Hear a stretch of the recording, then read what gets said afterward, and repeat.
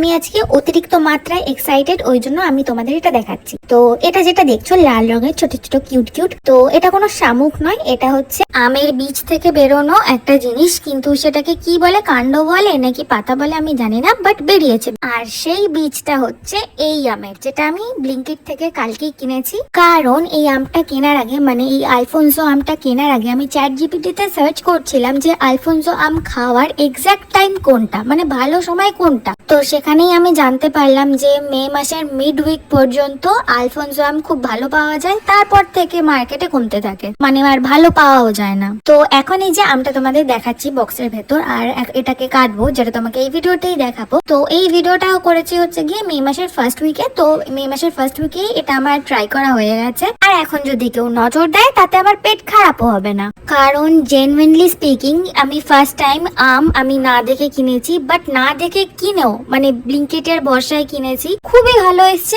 এতটাই ভালো এসছে যে আমি তোমাদেরকে বুক বাজিয়ে বলছি যে পেট খারাপ হয়ে যেত যদি তখন দেখাতাম, মানে এটা যদি ইয়ার্কি করছি, বাট বুঝে নাও আমার ইমোশন। আর অনেকের মাথায় আসতেই পারে যে আম তো একটা বেসিক নর্মাল জিনিস, দোকানে গেলেও পাওয়া যায়, বাট আমি বলছি দেখাচ্ছি, সেটার কারণ হচ্ছে গিয়ে আমি লাইফে ফার্স্ট টাইম আলফোনসো আম খাচ্ছি, আর এই আলফোনসো আমটা সত্যিকারেরই মুম্বাই রত্নাগিরির। আর এর থেকেও বেশি আমার খুশির কথাটা হচ্ছে এই আটিটা দিয়ে আমি নিজের বাড়িতে রত্নাগিরির আমের বীজ থেকে গাছ বের করেছি, মানে আমার খুশির লেভেলটা এখন বুঝতে পারছো।